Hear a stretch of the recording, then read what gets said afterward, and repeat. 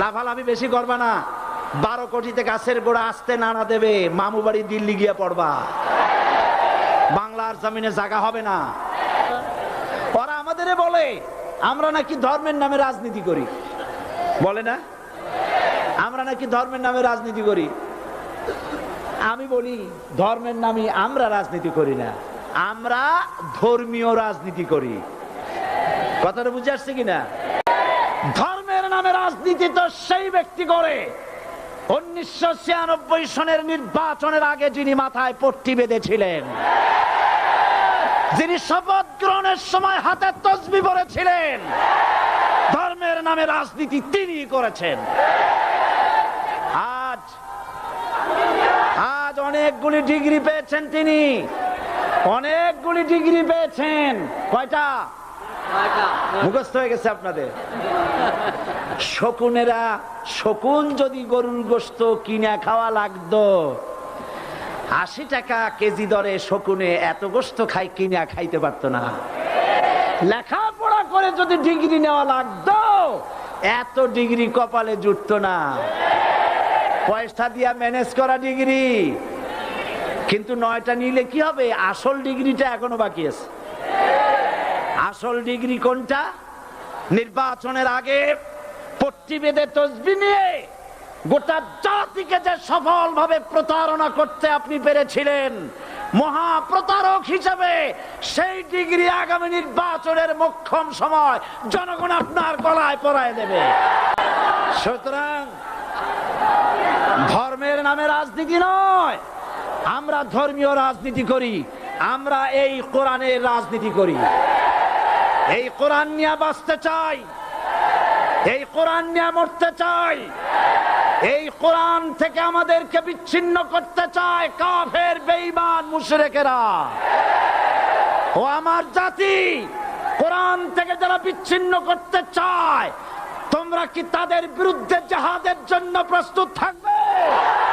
এত বড় মাহফিল জীবনে আর একটা পাবো নিশ্চয়তা আছে কি? জোরে বলেন আছে? আজ আমাকে কথা বলতেই হবে ইনশাআল্লাহ, কারণ আগামীতে আবার আপনাদের সাথে দেখা হবে কিনা আমি জানি না। কথা বলতেই হবে।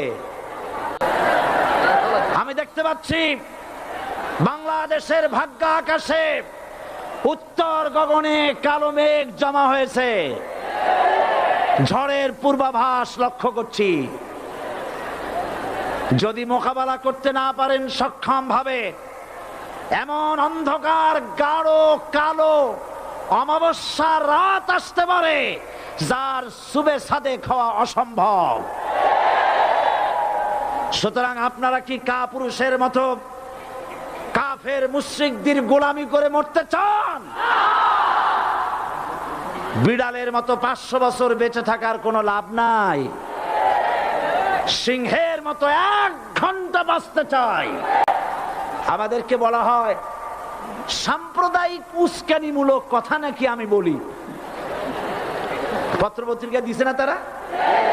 সাম্প্রদায়িক উস্কানি কথা, সাম্প্রদায়িক উস্কানিমূলক কথা বলি, সেই জন্যই বোধহয় শত শত মুসলিম আমাদের কাছে এসে মুসলমান হয়। মানুষে আর বোকা বানানো যাবে না। যাবে কি? আর বোকা বানানো যাবে? তারপর বলছে কি? এরপরে বলছে, আমাকে বলছে রাজাকার। শুনে রাখো চট্টগ্রামের লক্ষ লক্ষ জনতা, পার্লামেন্টে যখন আমাকে এই কথা বলা হয়েছিল, আমার পার্লামেন্টের কলিগ জাফরুল ইসলাম চৌধুরী বসে আছেন পাশে, প্রধানমন্ত্রী সুদ্ধা, অন্তত 3 শতাধিক পার্লামেন্টের সম্মানিত সদস্যরা সেদিন বসা। 1997 সনের বাজেট বক্তৃতা যখন আমি করতেছিলাম, ডক্টর কুদরতে খোদা, নাম রাখছে কুদরতে খোদা, আসলে গজবে খোদা। এই লোকটি নাস্তিক, ইসলামের চূড়ান্ত দুশমন। তার প্রণীত শিক্ষা ব্যবস্থার যখন সমালোচনা করছিলাম, ট্রেজারি বেঞ্চ থেকে আমাকে বলা হলো রাজাকার। আমি আমার সমস্ত শক্তি একত্রিত করে বলেছিলাম শুধুমাত্র হিন্দুস্তানের রাজাকারেরাই আমাকে রাজাকার বলতে পারে। আমি বলেছিলাম 1973 সন পর্যন্ত আমি বাংলাদেশের কোন রাজনৈতিক দলের নেতা এবং কর্মী ছিলাম না। আমি রাজাকার নই। আমাকে রাজাকার বলে যদি তাকে প্রমাণ করতে না পারে 10 কোটি টাকার মানহানি মামলা দায়ের করব। আমার এই বক্তব্য সারা দুনিয়া শুনেছে। পার্লামেন্টে আমার এই বক্তব্য রেকর্ড হয়ে আছে। সেদিন 3 শতাধিক পার্লামেন্ট মেম্বারের কেউ আমার চ্যালেঞ্জ গ্রহণ করেন নাই। যে কোনো ব্যক্তি পার্লামেন্টে গিয়ে আমার বক্তৃতা দেখে আসতে পারেন। এরপরে 1997 সনের 7 অক্টোবর দৈনিক জনকণ্ঠ পত্রিকা যখন আমার বিরুদ্ধে লিখলো, সেই পত্রিকায় সাঈদীর ওপেন চ্যালেঞ্জ 8ম পাতা 1997 7 অক্টোবর, এত বড় 2 কলমে হেডিং। সেখানে আমি বলেছি বাংলাদেশের সকল সাংবাদিক, গোয়েন্দা বিভাগ, বাংলাদেশের সকল বুদ্ধিজীবীকে আমি আমার পিরোজপুরে আমন্ত্রণ করছি। আমার উপস্থিতিতে যদি কেউ প্রমাণ করতে পারে বাংলাদেশের স্বাধীনতা যুদ্ধের বিরুদ্ধে আমার কোনো ভূমিকা ছিল, সজ্ঞানে স্বেচ্ছায় জাতীয় সংসদের সদস্য পদ থেকে পদত্যাগ করব। 3 বছর পার হয়ে গেছে, আজ পর্যন্ত কেউ এই চ্যালেঞ্জের মোকাবেলা করে নাই। সুতরাং আমাকে যারা রাজাকার বলবে তারা পিতৃ পরিচয়হীন অবৈধ সন্তান। 1971 সনের, শোনো মুসলমানেরা, 1971 সনের কোন কাদা সাঈদীর গায়ে লাগে নাই। আমাকে রাজাকার বলে জনগণ থেকে বিচ্ছিন্ন করবা, জনগণ থেকে আমারে বিচ্ছিন্ন করা যাবে না। কারণ এই জনগণ আমার জন্য আসে না, এই জনগণ আসে আল্লাহর কোরআনের জন্য। যারা ইসলামের কথা বলে তারাই রাজাকার, তারাই মৌলবাদী। মৌলবাদী বললে আমরা অসন্তুষ্ট হই না, কারণ মৌলবাদী শব্দটা আসছে মূল থেকে।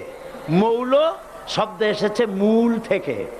মূলবাদী তার মানে যারা মূলে আছে। মূল হলো কোরআন, মূল হলো হাদিস, মূল হলেন আল্লাহ, মূল হলেন আল্লাহ রসুল।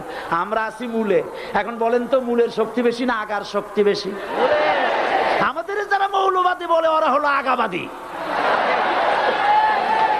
মূলে আছে কত কোটি? 12 কোটি। মূলে আছে কত কোটি?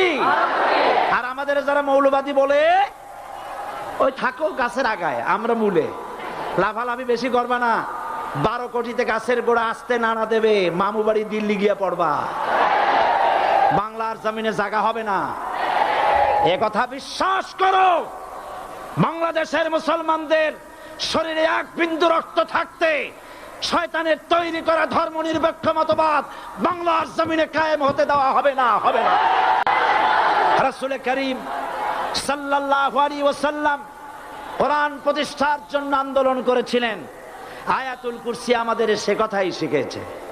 আল্লাহ রাব্বুল আলামিন বলেন, প্রাণ খুলে পড়েন, আল্লাহু লা ইলাহা ইল্লাহু আল হাইয়ুল কাইয়্যুম। আল্লাহ হচ্ছেন তিনি যিনি ছাড়া কোনো ইলাহ নাই, আইনদাতা নাই, বিধানদাতা নাই। আমরা মানুষের তৈরি করা আইন মানি না। 12 কোটি মুসলমানের দেশে আইন তৈরি করবে মানুষ, আমরা মানব না। পার্লামেন্টে তৈরি হতে হবে কোরআন দিয়ে, পার্লামেন্টে আইন তৈরি হতে হবে কোরআন দিয়ে। সুতরাং ভয় যতই পান আর যতই ষড়যন্ত্র করেন, 4 দল যখন একত্রিত হয়েছে, ঐক্যবদ্ধ থাকবে, সরকার ঐক্যবদ্ধভাবে গঠন হবে, নির্বাচন ঐক্যবদ্ধভাবে হবে এবং কোরআন হবে, আল কোরআনের পার্লামেন্ট হবে বাংলাদেশে।